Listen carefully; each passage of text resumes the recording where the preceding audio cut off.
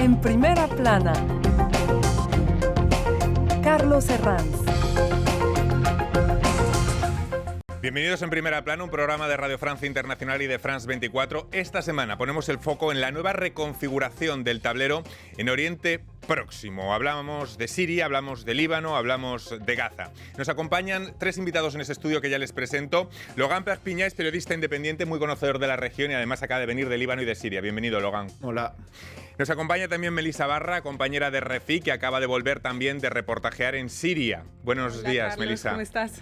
Nos acompaña Emeline Dutoil, periodista independiente, que prepara un documental sobre los que huyen de Gaza. Va a tener por título 5K y se va a estrenar muy pronto en festivales. Bienvenida. Buenos días. La nueva reconfiguración del tablero en Oriente Próximo y nuestro asunto en primera plana. Siria tendrá un nuevo gobierno el día 1 de marzo, 2 meses después de la caída de Bashar al-Assad, en una fulgurante ofensiva rebelde que ha abierto un periodo de transición que de momento Occidente toma con cautela. Más de 1 millón de personas han regresado a sus hogares en Siria, según la ONU. El debilitamiento del eje Hezbollah-Irán tras la ofensiva israelí del Líbano está teniendo su onda expansiva también en Siria. Oriente Próximo parece como las piezas de un tablero de dominó desde el ataque de Hamás del pasado 7 de octubre en Israel y ahora incluso de forma acelerada desde la llegada al poder de Donald Trump, quien causó estupor cuando anunció sus intenciones de ese proyecto turístico para hacer la Riviera de Gaza, cuando ni siquiera se ha completado la primera fase de la tregua. Israel, mientras tanto, vive momentos de dolor e indignación tras la primera restitución de cadáveres de rehenes y denuncia grave vulneración por parte de Hamás. Vamos a intentar analizar las consecuencias de todos estos movimientos en la región, pero antes vayamos a ver lo que dice la prensa. Diario The Guardian. El plan de Trump para tomar Gaza frente a la condena global. El Washington Post habla de que Trump presiona a Jordania sobre Gaza. El presidente estadounidense ha pedido al rey Abdalá II que presione a Hamás y a los dirigentes regionales. Aquí en Francia, Liberación retrataba con esta portada los primeros pasos tras la caída de al-Assad en Siria. Un júbilo colectivo en lo desconocido, titulaba el periódico. Les voy a preguntar si esa sensación es la que han encontrado Melissa o Logan cuando han estado en Siria estos días. Pero antes de todo, hablamos de efecto dominó en la región, de una especie de onda expansiva a partir del ataque de Hamás el 7 de octubre. ¿Cómo se está reconfigurando la región? Se habla mucho de un eje perdedor, el eje Irán-Hezbollah, y unos países ganadores, Arabia Saudí, Turquía, Israel. ¿Cómo verían esta serie de equilibrios de poder, Logan? El 7 de octubre de 2023 tiene consecuencias que ya son irreversibles. Por un lado, hay el colapso del derecho internacional, y es muy importante de decirlo, con la respuesta israelí al ataque del Hamas del 7 de octubre. Y hay líneas de fractura en el mundo entero, incluso en nuestras sociedades occidentales. Por supuesto, por otro lado, todos los países de la región han sido afectados por el 7 de octubre y sus consecuencias. Podemos hablar de los países árabes, tal como Jordania, Egipto, también como Turquía, y más allá de esto, la parte más visible es el eje de la resistencia, que es ahora muy afectado. El Líbano ha pagado un precio altísimo después de eso. Las milicias chiíes iraquíes se dividieron en diferentes partes. La caída del régimen de Damasco también es una consecuencia indirecta del 7 de octubre. Y ahora la cabeza de la Hidra, la República Islámica de Irán, se encuentra en una situación muy difícil porque es muy vulnerable. Y lo es aún más después de que Donald Trump ha vuelto al poder en Estados Unidos. Melissa, coincide, quizá Irán el gran perdedor de todos estos movimientos. Bueno, lo cierto es que ha pasado 1 año y medio desde el 7 de octubre de 2023 y ha pasado muchas cosas. Recordemos que hasta hace unos meses se creía que iba a haber realmente un conflicto abierto casi nuclear entre Irán e Israel. Hoy en día ya estamos más a nivel regional, ¿no?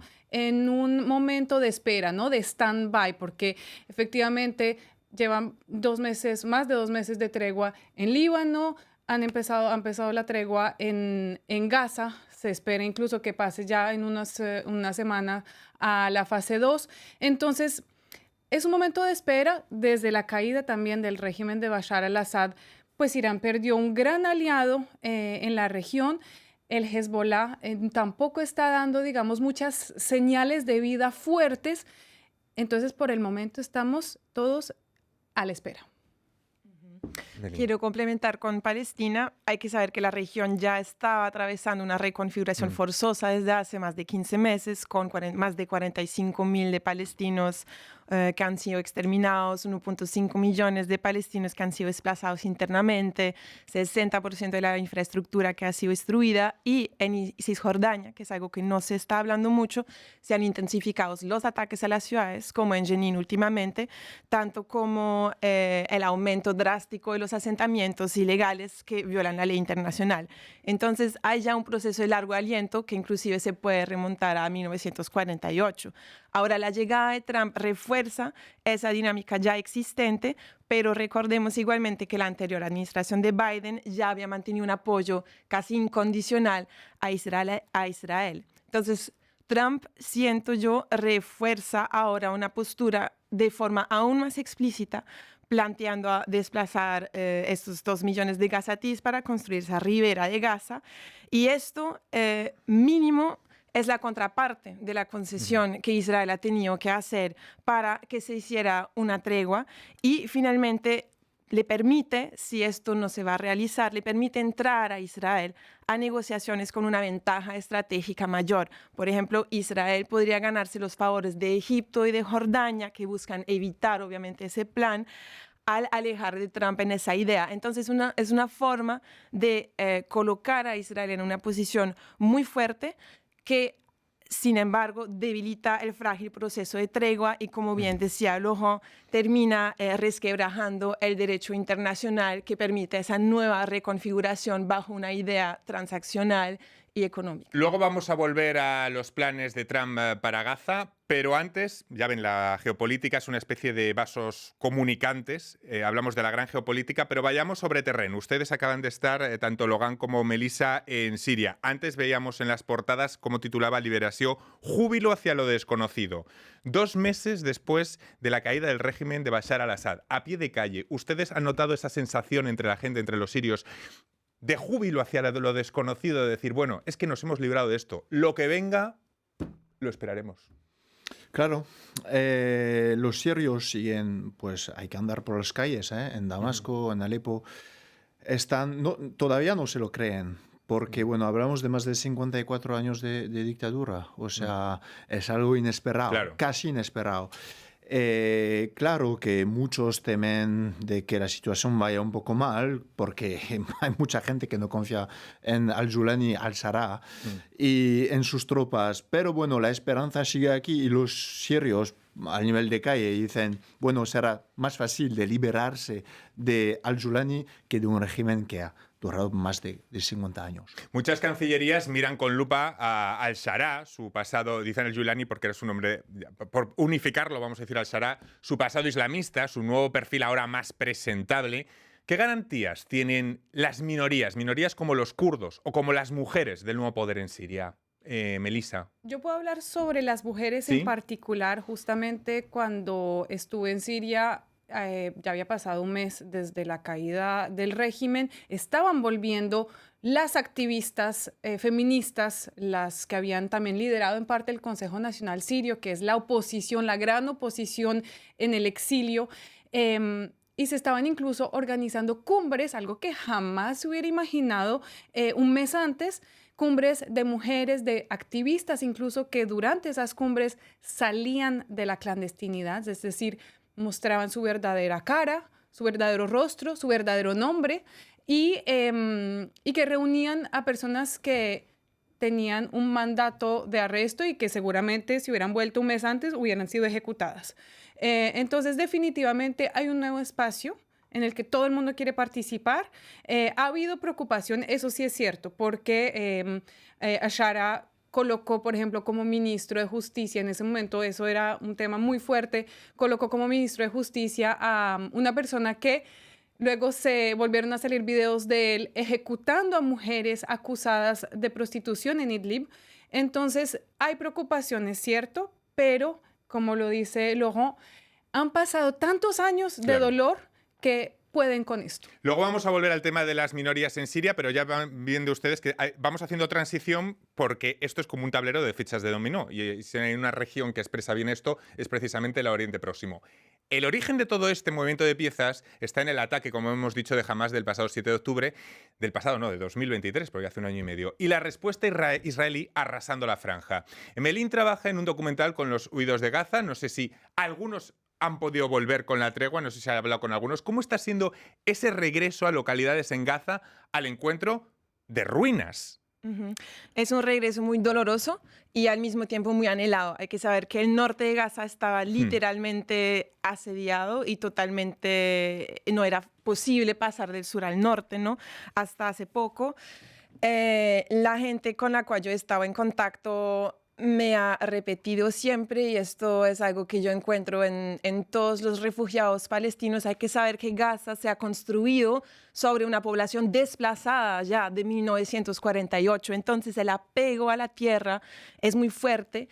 Y recuerdo una mujer diciéndome que por más que su casa estuviera totalmente destruida, ella estaría de acuerdo con plantar una carpa solo para tener esta sensación de que ella ha podido volver y de que no la habían desterrado totalmente su tierra. Entonces esto es un factor que hay que tomar en cuenta, además de la geopolítica, porque es un factor histórico del pueblo palestino que claramente ha determinado hasta ahora el aguante de alguna forma estos 15 meses muy difíciles para esa población civil y que va a determinar probablemente el futuro. Luego te voy a preguntar por los planes de Trump para Gaza, pero antes volvamos a Siria, porque el pasado 13 de febrero hubo una conferencia internacional por Siria en París en la que una veintena de países árabes y occidentales se comprometieron en la ayuda para reconstruir Siria y proteger la frágil transición.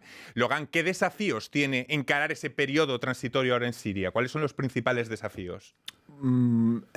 Para mí, en mi opinión, y de lo que vi en el terreno, uno de los más importantes es unificar a las fuerzas armadas del grupo de Hayat Tahrir al-Sham, porque hay un montón de grupos que se construyeron durante esta guerra civil siria, que ha sido muy dura y horrible. Pues hay un montón de grupos armados que hasta ayer, hasta antes del 8 de diciembre, eran enemigos. Pues no estaban en el mismo bando y se estaban enfrentando entre ellos. Hay que acordarse que hace unos meses las fuerzas de Hayat Tahrir al-Sham y las fuerzas proturcas del ENS se estaban enfrentando en el norte de Siria. Ahora andan juntos, pero todos tienen una agenda que es diferente. O sea, para mí uno de los desafíos más importantes para al-Sarraj es de unificar a estas fuerzas antagonistas. Unificar fuerzas antagonistas. Mi compañera Melissa Barra estuvo reportajeando en la prisión símbolo del poder de Al-Assad. Nos lo va a contar a vuelta de pausa. Hasta ahora.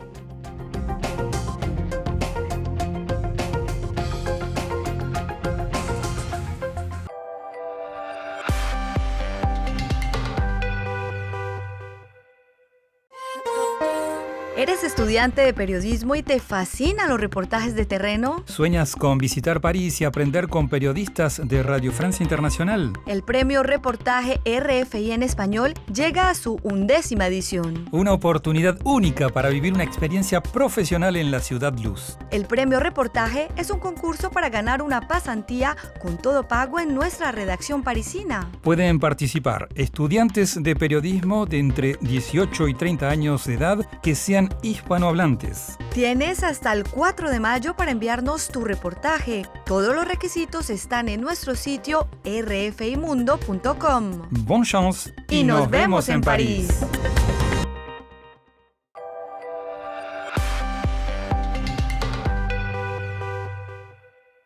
En primera plana esta semana, hablando de Oriente Próximo, de la nueva reconfiguración, hablaba antes de esa metáfora, ¿no? Un tablero de fichas de dominó, cómo una intercala con las otras y cómo se producen ondas expansivas. Es lo que estamos viendo en Siria, estamos viendo en Líbano, y todo a partir del ataque de Hamás del pasado 7 de octubre. Lo estamos analizando con Logan Perpiñá, periodista independiente, Melissa Barra, compañera de RFI, y Emeline Dutoil, que ha hecho un trabajo documental sobre los que huyen de Gaza, que va a estar muy pronto en festivales. Volvamos a Siria, porque la ONU y otros actores internacionales advierten sobre lo que denominan una posible tentación de venganza en Siria hacia la minoría a la que pertenecía el exgobernante al-Assad. Ya se han producido casos.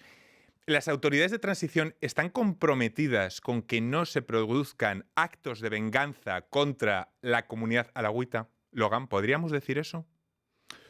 Sí y no, porque la cosa es que hay un montón de grupos, como comenté justo antes, que tienen mucha autonomía. Voy a dejar Melissa hablar de los alawitas, pero sobre la cuestión de los kurdos, por ejemplo, hay un frente abierto en el norte de Siria entre las fuerzas proturcas y los kurdos. Es como una guerra que no dice su nombre, pero hay muertos todos los días. Y enfrentamientos en los que HTS no participa. O sea, hay un frente abierto sin el consentimiento de Hayat Tahrir al-Sham. O sea, intentan hacer algo, intentan unificar a las Fuerzas Armadas, pero todavía el tablero no está nada claro. ¿Melissa? No, y sí, sobre los alawíes lo que hay que recordar sobre todo es que el clan Assad es de la comunidad alawí y esta comunidad desde el principio, incluso de la caída, digamos, de la liberación de Siria, ha sido blanco de ataques ya de Hayat Tahrir al-Sham, que es decir, digamos, las autoridades gobernantes actualmente han incluso puesto en escena, ¿no? los arrestos violentos contra miembros de esta comunidad que acusan, ¿no?, de haber colaborado con el régimen. El tema es que los alawíes gran parte sencillamente se sintieron pues defraudados, ¿no?, por al-Assad, por todo el clan, y los, digamos, denuncian que los estén usando como chivos expiatorios sabiendo que sencillamente pues conviven ahí con los demás. Melissa, precisamente usted ha podido visitar la prisión del Sednaya, el símbolo del terror metódico y sistemático del régimen de al-Assad. Vamos a ver un pequeño extracto de ese reportaje. هون كان سيارة اللحمة هي أول مرحلة تعذيب للسجناء هون بتكون أول دخولهم من السجن من باب السجن بيجوا لهون أول مرحلة تعذيب ممكن تستمر. Melissa, ¿qué cicatrices del horror del régimen se encontró usted allí? Pues en realidad, es decir, los prisioneros, los expresos de esa cárcel, pero de las otras 12 cárceles que tenía el régimen en ese país, en realidad guardan el miedo a lo que fueron años de tortura y también el querer buscar a los desaparecidos, ¿no? Porque se cree que hay entre 100.000 y 300.000 desaparecidos de esas cárceles, agregarle a los que lograron salir o fueron liberados, porque la mayoría en realidad fueron liberados, los demás fueron ejecutados. Ahora esta es, digamos, la cicatriz psicológica. Es el volver a encontrar una vida normal. Muchos salieron con graves problemas psicológicos también. Y por ahora lo que están esperando de las autoridades, uno, es que destapen la verdad sobre dónde están los cuerpos, los restos de los desaparecidos, y dos, que provean también ayuda y reacceder, digamos, a la vida social para estos presos que todavía no logran pasar la página. Hay que saber que también la gran mayoría de los que estaban encarcelados en Sednaya y en otras cárceles eran intelectuales de la oposición que durante todos esos años de cautiverio, todos esos años de encarcelamiento, pensaban en cómo iban a reconstruir el país cuando algún día se liberaran. De todos estos movimientos que explicaba antes como si fueran fichas de ajedrez, hay un elemento acelerador, si cabe, que es la llegada de Donald Trump al poder. Con sobresaltos continuos, lo están viendo en los informativos casi cada día, especialmente convulsión, no sé qué podríamos decir, sobresalto nos causó sus planes de crear una especie de resort turístico, de la Riviera de Gaza, lo llama. ¿De qué va a depender ahora la respuesta del mundo árabe, que parece se está reuniendo en Riad 9 líderes para crear una especie de plan alternativo al plan de Trump para Gaza? Se ven, digamos, casi obligados, ¿no?, los dirigentes del mundo árabe, Melín.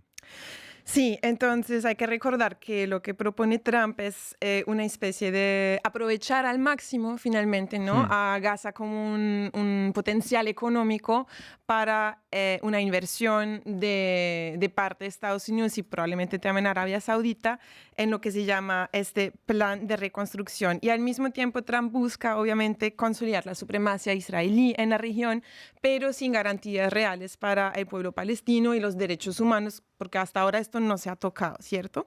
Dicho esto, el mundo árabe, por primera vez, digamos, está creando o tratando de crear un bloque unánime porque hubo un rechazo bastante unánime de todos los países árabes al desplazamiento masivo de palestinos y, como bien dijiste, se están encontrando ahora en Riad para hablar de ese plan alternativo, que finalmente es algo que Trump ha permitido acelerar, es decir, acelerar un posicionamiento de los países árabes para generar otro plan de reconstrucción de Gaza. En todo esto yo creo que Arabia Saudita va a ser el gran ganador y digamos la ficha un poco que va a, que va a poder determinar qué es lo que va a pasar. Es un actor clave porque Israel y Estados Unidos anhelan una normalización de las relaciones entre Arabia Saudita e Israel para su seguridad en la región y para sus intereses económicos.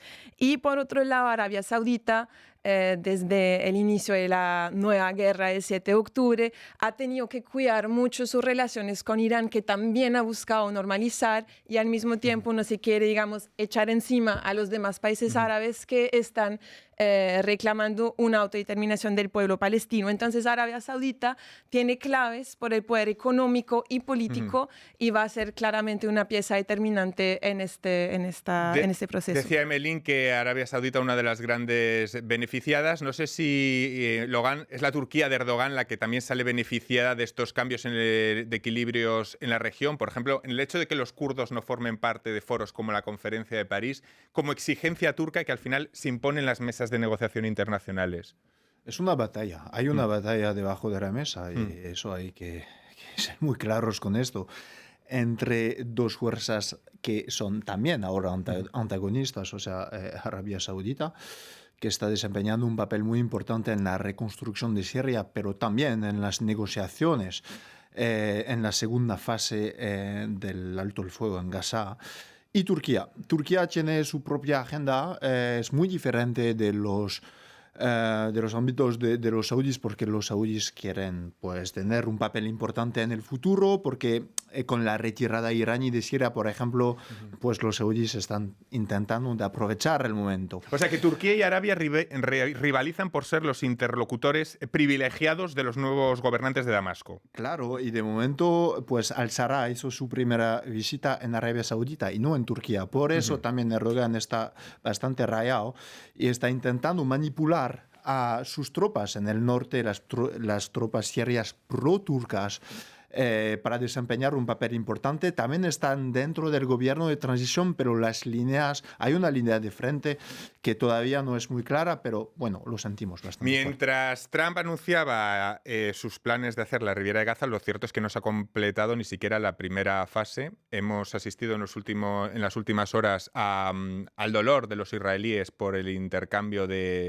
primer intercambio de cadáveres de rehenes. ¿De qué va a depender que se cumplan, Emelín, las fases de la tregua de Gaza cuando parece que peligran, que está muy debilitada esa tregua? Sí, en efecto está muy debilitada y hay que recordar que ya hubo muchas violaciones de esa tregua, por un lado por parte de Israel, con la restricción de entrada de ayuda humanitaria y ataques de las zonas supuestamente seguras, y por otro lado con Hamas al diluir un poco el tiempo de los rehenes que tenían que devolver, y por otro lado al haber devuelto un cuerpo que no era el cuerpo de la familia de una mujer gazatí. Exactamente. Entonces ahora, ¿qué es lo que está pasando? La llegada de Trump fortalece los sectores radicales en Israel que buscan, como a la imagen del ministro de Relaciones Exteriores, una total demilitarización de Gaza y la no presencia de la autoridad palestina, que es una condición que no va a ser aceptada por los palestinos. Por otro lado, esta amenaza va a debilita la tregua y abre un punto de pregunta sobre la posibilidad de Hamas de precisamente retener el resto de rehenes para impedir este tipo de procesos. Entonces vemos realmente una tregua muy debilitada. ¿Y de qué va a depender finalmente a que eventualmente otras fases se puedan llegar a cabo? Pues por un lado, del interés en la reconstrucción de Donald Trump, porque también es una posibilidad económica, y como ya hemos visto, países como Arabia Saudita ya han propuesto una inversión a la altura de $20,000 millones. Entonces existe igualmente una oportunidad económica en esa reconstrucción. Y finalmente esto coloca a los países árabes en una posición con una ligera maniobra y un poder de negociación ante Estados Unidos e Israel. Respecto a cómo se está posicionando el mundo árabe respecto a la llamada paz de Trump, no sé si quieren aportar algo más, Melissa o Logan. Melissa. Sí, algo que quería justamente resaltar es que estamos hablando mucho de efecto dominó, ¿no? Y de ondas de choque a partir del 7 de octubre. Hay una particularidad y es que Siria ha tenido una posición que ha sorprendido realmente a mucha gente, sobre todo la posición de Ashara, que recordemos viene de facciones islamistas, yihadistas, de divisiones dentro de del yihadismo sirio. Por ejemplo, él viene del frente al-Nusra y la posición que tenían como enemigo de Israel, hoy en día Ashara con su traje y ha abandonado efectivamente su nombre de guerra, ahora está reconociendo el Estado de Israel y ha pedido incluso que no se use a Siria como plataforma para lanzar ataques contra Israel. Ha dicho incluso que dejen a Siria tranquila. Y yo creo que eso es lo que vamos a ver en los próximos meses, en esa transición, una Siria que se va a alejar de ese tablero. Y Logan, para acabar, muy concreto y muy cortito, ¿en qué situación queda Irán? Porque parece que queda muy debilitado después de todo lo que estamos contando en el programa de hoy. Pues desde decenas de años, pues Irán, la seguridad de Irán estaba vinculada a sus proxies regionales. El Hezbollah en el Líbano, los Houthis en el Yemen, las milicias chiíes en Irak y el régimen de Damasco. Pues la cabeza de la hidra ya se quedó sin sus manos, sin sus brazos armados. O sea, es muy vulnerable ahora mismo y eso más que hay que añadir que en Irán también hay líneas de fracturas en el régimen iraní. O sea, el momento para la oposición a los iraníes, al gobierno iraní, para Donald Trump, tanto como para Israel, es un momento de oro y en el futuro habrá que echar un ojo muy atento. ¿Movimientos internos en Irán, quizá? Bueno, sí. Dejamos la pregunta así en el aire y lo seguiremos al detalle. Muchísimas gracias, Logan, Melissa, Emelín y a todos ustedes. Hasta la próxima semana aquí en Primera Plana. Gracias.